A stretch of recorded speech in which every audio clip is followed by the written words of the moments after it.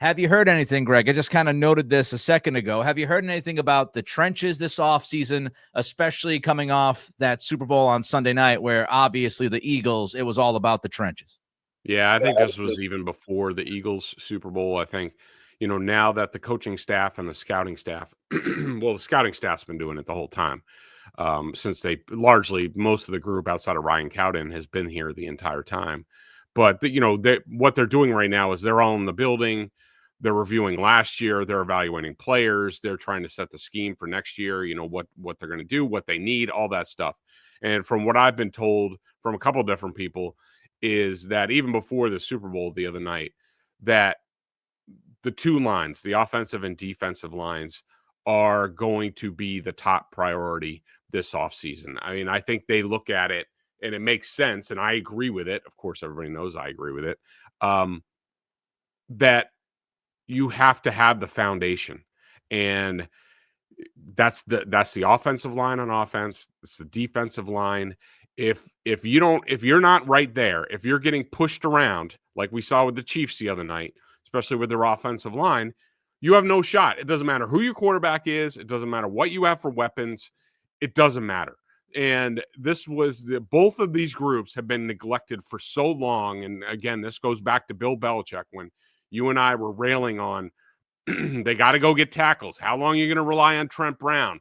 Like, you need to get a replacement for David Andrews. Like, what about, Joe Tooney and all that stuff? And, the guys up front, Devon Gottschalk's like really the only nose tackle. And, Barmore's really the only playmaker up there. And you got Keon White, but what do you got on the other side? And Josh Uche goes out the door. Anthony Jennings is nice, but, from what I understand, the two lines are going to be the priority. I don't think people are going to be happy about it. I don't think radio is going to like it and all that stuff, but boo freaking who. That's how you build a team. Look at the Eagles. Look at what they've done. 2 Super Bowl appearances in 3 years. They destroy the Chiefs on Sunday. And why is it? It's because they completely owned both lines of scrimmage. From the inside out, a couple things. Let's not forget Vrabel's introductory press conference.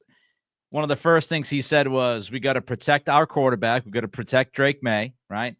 Got to protect Drake May, and we have to, I forget if he said affect or impact the opposing quarterback. So that tells you. And Vrabel also said a lot about the offensive line during that introductory press conference. He's been pretty consistent about this. So I think that's exactly what this team is going to do. They're going to go out there. They're going to put a lot of emphasis on offensive and defensive line and start building at the trenches and then build out. Just go from there. Protect Drake May. Get after the other quarterback. That's the goal. And just, Belichick's, look, I don't want to go too far through this all, but honestly, and I know last year and people will kill Elliott Wolf, and I get it. The plan didn't work. The injuries didn't help. A Core-4 situation didn't help. But we're talking about sustained ignorance on the offensive line from Bill Belichick. And, the Joe Tooney, the Shaq Mason stuff, even Ted Karras. I think they drafted one offensive lineman in the top 100 from like Isaiah Wynn through Cole Strange. It was just absolutely ridiculous. And this is why you saw what you saw last year. You can't rebuild that thing in one season.